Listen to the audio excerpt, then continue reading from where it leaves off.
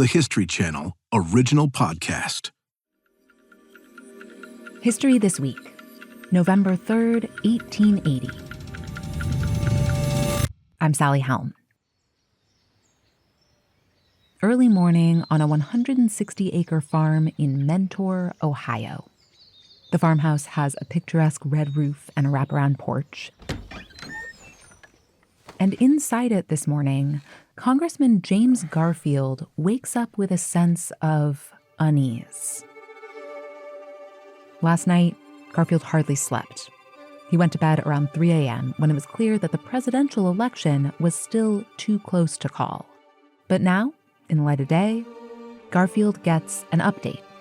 He is going to be the 20th president of the United States. One reporter notes that the congressman is, quote, the coolest man in the room when he hears the news. Because James Garfield is, in fact, not all that happy. He never planned to be president. He never campaigned to be on the ticket. And yet, a few months back, he was chosen in a surprise upswell of delegate support to be the Republican nominee for president. And the public has gotten on board in a big way. Voters were excited by his commitment to civil rights and to stamping out government corruption. And now, they'd put him in the White House, even if he'd rather stay on the farm. Garfield writes to a friend, "There is a tone of sadness running through this triumph which I can hardly explain. He has become a reluctant president." And today, he's a relatively unknown president. Because despite the fact that Garfield lands in the White House with a strong mandate for reform, he doesn't get to do much. 4 months after his inauguration, he's shot by a man with delusions of grandeur who had once been Garfield's biggest fan. President Garfield dies and ends up in the dustbin of history. But screenwriter Mike Makowsky says Garfield's story deserves another look, which is why he's spent the last 6 years bringing the 20th president's story to life. It's incredibly tragic and sad, and the fact that James Garfield is just one more footnote, one more obscure bearded face on a wall, sans context, is a tragedy, because had he been able to deliver on his ambitions and hopes for our country, might have affected real positive change and gone down as one of our greatest presidents. But he never got the chance. He was shot in the back about 100 days into his presidency.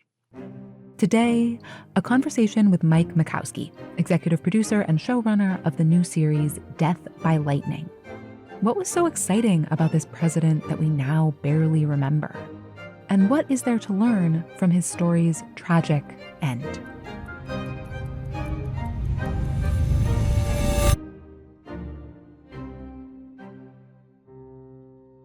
Mike Makowsky, welcome to History This Week. Thank you so much for having me. So you are the EP and the showrunner for this new show that's coming out on Netflix that is called Death by Lightning. So tell us just very briefly to start, what is this show about? It is a 4-episode limited series about the assassination of our 20th president, James Garfield, in 1881. The assassination of James Garfield. It's not a prominent assassination. It's not one people tend to know about. Yeah. I have to confess that I did not personally know a ton about James Garfield prior to picking up Candace Millard's book, Destiny of the Republic, at my local Barnes & Noble at a buy two, get one free table. Oh my gosh. Was it the buy two, get one free that got you, or how did you get drawn to that particular book? You know what? I was familiar with Candace's work a little bit. I'd read another book of hers, and I looked at the back cover, and I realized that I didn't know much, if anything, about James Garfield or his unfortunate assassination, and I would like to be on Jeopardy one day, perhaps, and I thought I better educate myself, and I ended up reading the book in one sitting. I was completely blown away by it and just floored that this story had actually happened, and I knew next to nothing about it going in. I kept going on Wikipedia because it just sounded way too crazy to be true. Like I would have heard about this, right? And it was never my ambition to want to adapt history specifically. But after I finished the book, I knew I had to try because the story was just way, way, way too insane to be believed. We're going to get into some of the insanity, some of what goes on in this story. I'll say my association with James Garfield was when I was growing up, we had a placemat of the US presidents, like at the dinner table, and we would like look through it. In the beginning, it's like Washington, Jefferson, of course, Adams, of course. And then partway through line 2, you get to like James Garfield, Right. Chester A. Arthur, and you're just like, who? And you know nothing about them. No, I think to most Americans, they're very much just anonymous portraits on a wall that, devoid of any real context. And it was a real privilege to be able to tell their story. And I believe it's eminently worth telling.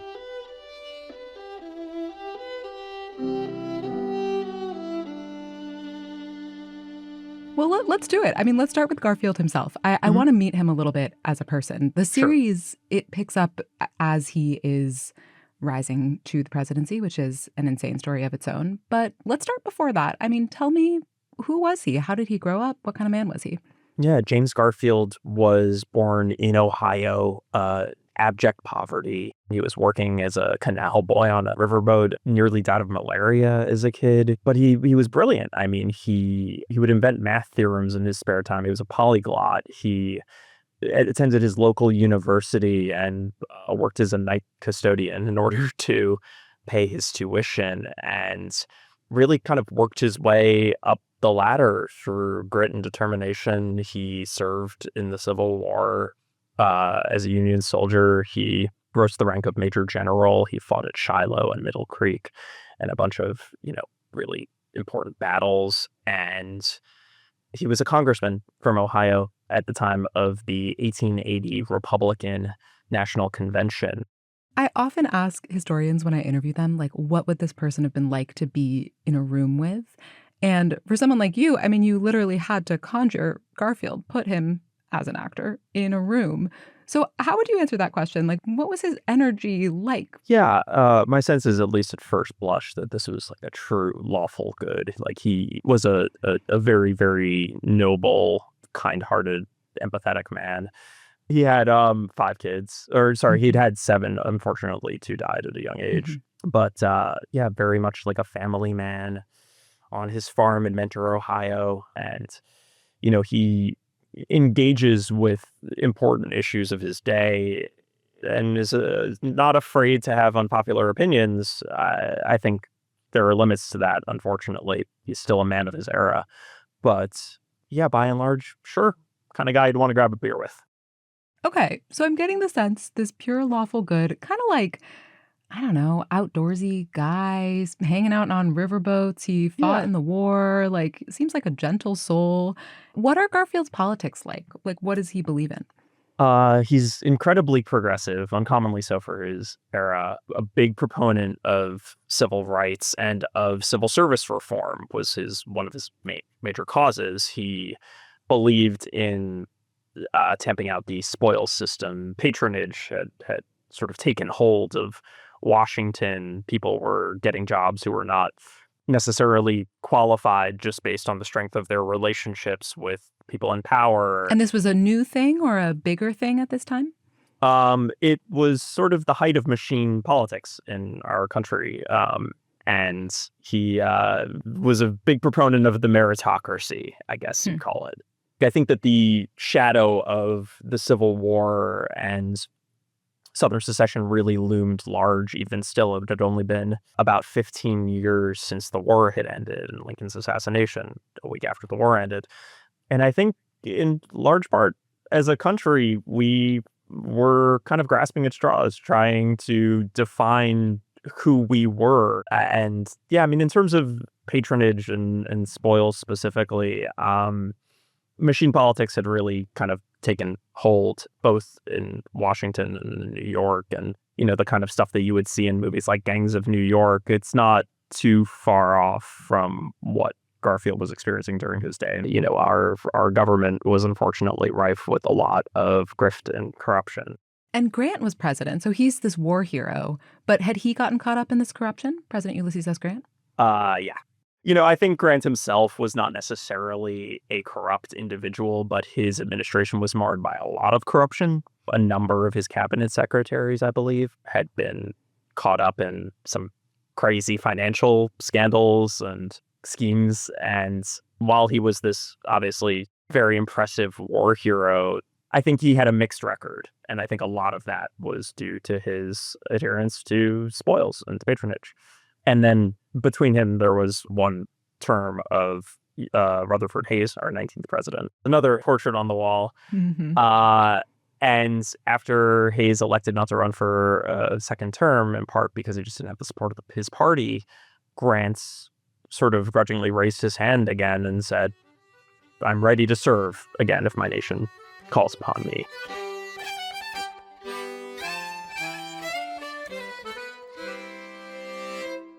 So here we find ourselves then at the Republican Convention of 1880 in Chicago. James Garfield shows up. Tell me what happens. I mean, it's the centerpiece of the first episode, and it's this crazy story. So what goes on? Ulysses Grant was widely considered the frontrunner for obvious reasons. So Garfield is there to nominate a spoiler candidate, John Sherman, who is William Tecumseh Sherman's brother. He was the Secretary of Treasury at the time. No one on earth thought that Sherman was getting that nomination. He was there just to speak for the other side and offer a differing vision. Grant's campaign was run by a man named Roscoe Conkling, who is the senator from New York. And Conkling goes up and he gives a rousing speech in support of Grant. Not much of a political platform, really just sort of coasting on the currency of Grant's previous glories. So I don't think that there's any reason that Garfield would have ever believed that he could even cause a ripple in that pond.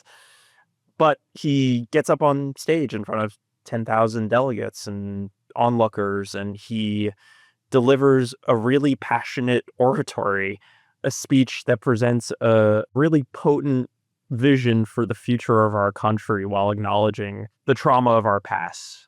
He speaks very eloquently about the need for civil rights actions, and people are so inspired. You know, initially, just one guy allegedly up in the rafters shouts, "We want Garfield." After this speech, but he's not running. He's not running.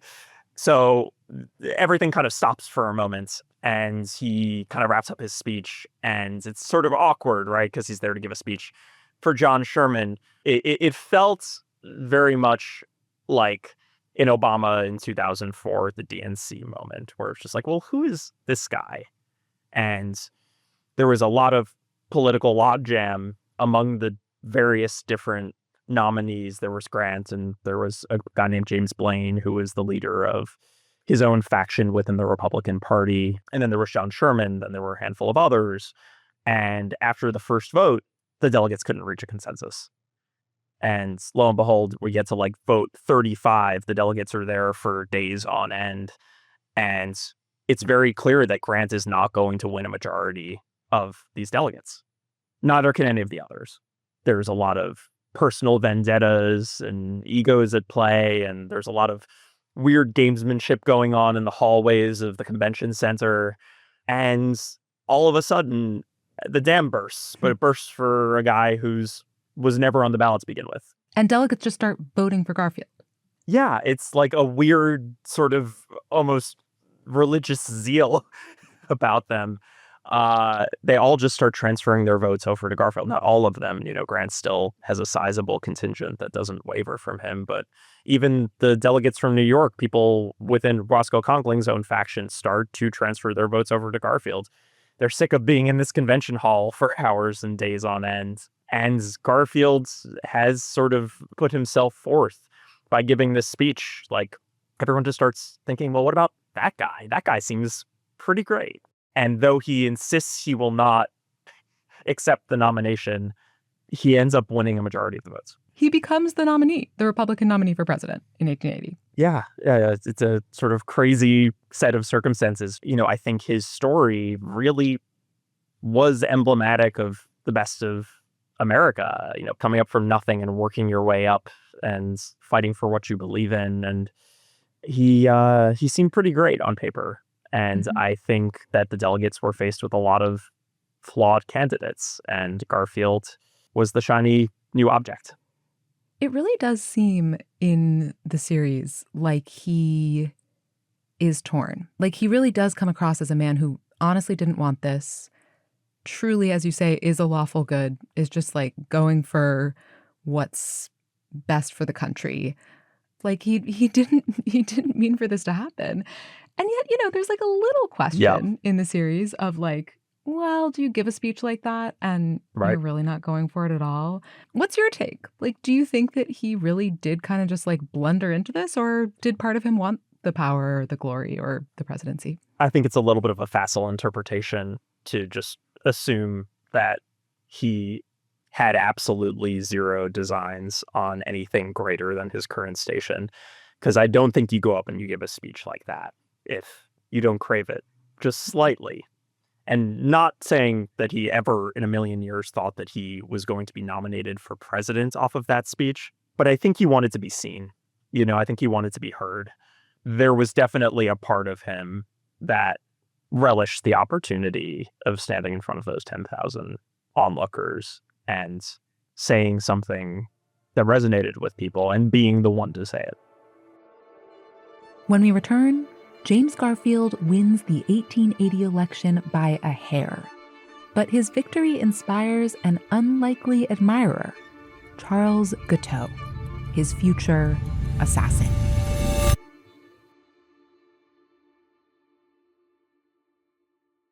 Let's turn now to the other main character in this series, Garfield's assassin, Charles Guiteau. And we know from the beginning that these two men are going to intersect, but let's go back a bit. Where does Guiteau come from? Like, what's his story? How has he come to be in the place he finds himself? Guiteau was kind of a man from nowhere and everywhere. He had lived in a handful of states, trying his hand at a number of different careers, including being an attorney. He started his own speaking tour. He lived for a time among the Oneidas, America's first free love commune in upstate New York. And he was essentially, to reduce it to these terms, the one guy at the sex commune who couldn't get laid. Because he refused to do the manual labor that was required of him on this commune. He was born with these sort of delusions of grandeur and believed that he was destined for greatness and had a kind of haughty air about him. And eventually he sort of left the commune, and he was in and out of debtors' prisons over the years and sort of living in the cracks of the system. And had always had political aspirations of his own. And when he first heard about Garfield and Garfield's improbable rise from obscurity to fame, I think he was inspired. He saw a lot of himself in this man. Yeah, no, it seems like he was really inspired by Garfield. Yeah, no. He was incredibly inspired and started campaigning on the streets for him.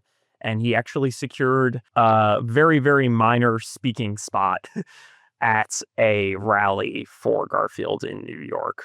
And in fact, there are a bunch of times where he like shakes Garfield's hand, sneaks into a party, talks to his wife, shows up at the campaign headquarters, talks to people working on the campaign. Did those show up in the historical record at all? Like, is there evidence that their paths actually did keep crossing during this time? Yeah, for sure. There's maybe one or two inventions there, but yeah, I mean, he would just sort of break into places or show up at the campaign headquarters. He was very, very, very persistent to the point of annoying a lot of people in Garfield's inner circle. And whether Garfield really ever processed that this man exists, Guiteau was able to secure one meeting with Garfield after Garfield became president. At the time, presidents basically conducted open office hours from 10 to 1 every day. Wow. And any constituent could come and seek favor with his president. The president was just thought to be an emissary of the people, was not believed to need his own security. There was no Secret Service at the time.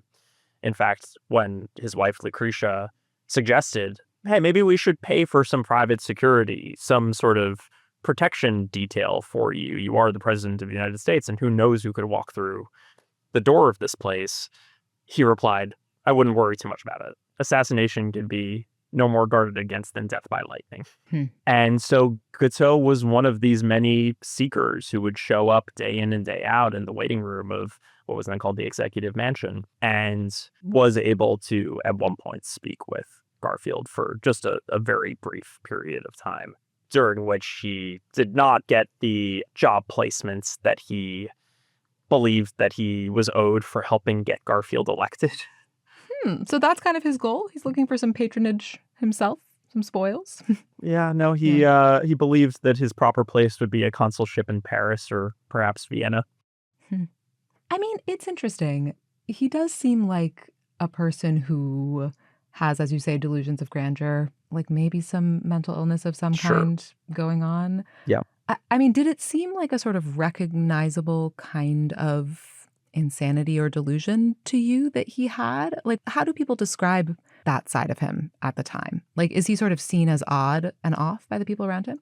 Yeah, I think he is very much out of step with his society and exhibits, let's say, a fervor or a passion that alienates him from his fellow men.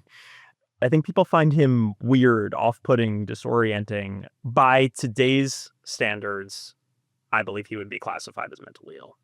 And this is a man who's just been beaten down and ignored and believes that he deserves to be heard.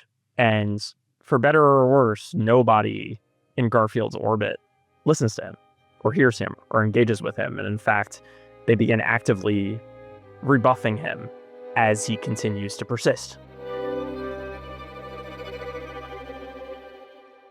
So as Charles Guiteau is kind of like around the edges of the administration, Garfield is trying to do stuff. Like his first months in office, he's trying to clean things up. And one person standing in his way, kind of, is his vice president. Correct. Chester A. Arthur, who is this like, I mean, and I really want to paint a picture of him in part because he's maybe like my most on the placemat of presidents. Like, who is Chester A. Arthur? Like, what a name. Yeah.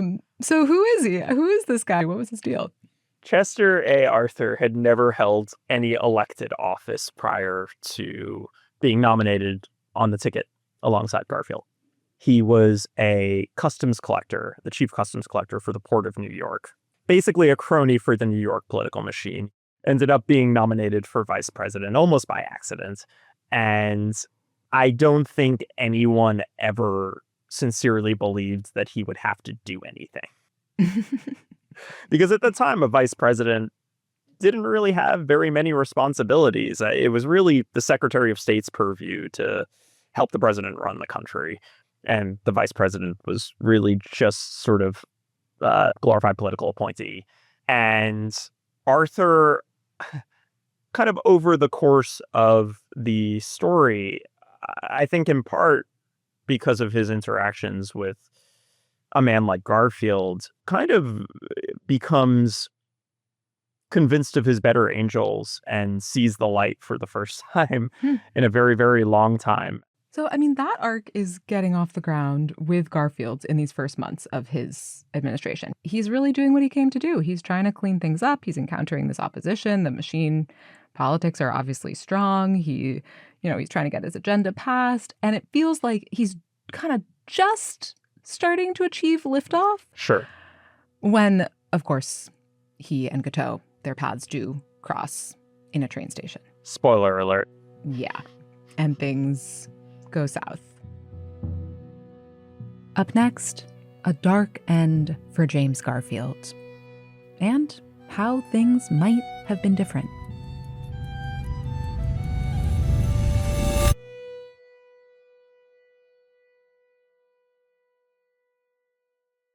I am curious. This is obviously the key scene of the series. You said spoiler alert. Like, we do all know what's coming the whole time. Yeah. And I'm curious, what was it like to stage that scene, to sort of really watch this moment when history takes a sudden turn? It was a really, really strange day on set. to restage this assassination. It was very meaningful, but it was also just like a very, very dark and sad day. It felt weighty in its own way. And I think everyone on set, the crew, the cast, like it felt like we were, just bringing this really, really sad, tragic moment back to life. Yeah, what do you make of it? I guess now, to take yourself out of the moment of being on set to now, like it's such a senseless act by a person who does seem to have been pretty delusional. Like the whole time you're like, no, like this didn't have to happen. It just really feels like it didn't have to happen. And it feels in that way kind of meaningless. Like what meaning do you make of it? Like how do you see it as important? Obviously, political violence is never the answer, clearly, and never affects the change that the assassin thinks it's going to. But I think Guiteau genuinely believed that by killing Garfield, he would save the country, because he had been rebuffed so many times that the only conclusion that he could possibly draw was that Garfield had campaigned on false promises and that he wasn't here to save America, he was here to destroy it. And felt so betrayed by this man that he felt that he had to essentially remove him from the gene pool, and that he would be celebrated for doing so. He believed that once Chester Arthur, who was a political opponent of Garfield's prior to becoming his vice president, once Chester Arthur had ascended to presidents, he would pardon Guiteau, in fact, celebrate him. Guiteau believed in the moment that he shot Garfield that this was his own pathway to becoming president one day, which obviously is delusional and, speaks to his illness. One of the really frustrating things about your series, Mike, is that you have to sort of take us through this just excruciating period after he's shot where it's like he could have been okay. Like he could have been okay. He would have lived. And yeah. He would have lived. And so, I mean, tell me about how the sort of medical system of the time comes in here at this key moment. There were a lot of veterans of the Civil War who were walking around in the 1880s with bullets in them still. Just because you were shot and you couldn't get the bullet out, that didn't necessarily mean that you were going to die. But I think once Garfield had been shot, the impetus to remove the bullet at any cost ended up spelling his doom, right? Like the bullet did not hit any of his internal organs. It kind of like nested behind the pancreas. And the assassination itself wasn't necessarily going to be the thing that killed him. He would have probably healed. His doctors, and specifically one gem of a man, his actual first name was Doctor. His name is Dr. Willard Bliss. Doctor. Okay, great. Yeah, he actually was one of the physicians who attended to Lincoln after Lincoln was shot. He was Garfield's chief physician during this time and did not believe in sanitizing his equipment. In fact, he would often root his dirty fingers directly into Garfield's open wound. Ugh. Bliss, at the time, did not believe in what he called invisible monsters, aka germ theory. He found it to be a pseudoscience and basically just went with his tried and true methods of bare hand surgery. And, when Guiteau later went to trial, he said, "I may have shot him, but I did not kill him. His doctors killed him." And he was right. Garfield didn't have to die, and he lived another 2 months after being shot. His body tried to fight, but ultimately could not withstand his own treatment.